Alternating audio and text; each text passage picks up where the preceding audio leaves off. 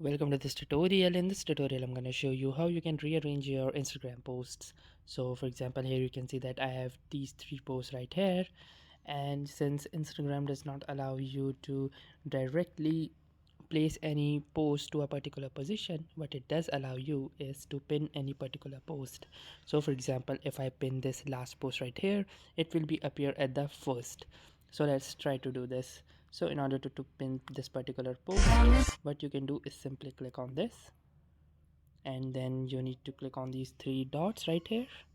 Then here you can see this option which says pin to your profile. So simply click on this pin to your profile option, and here you can see that it has been successfully pinned and have been shifted from here to here.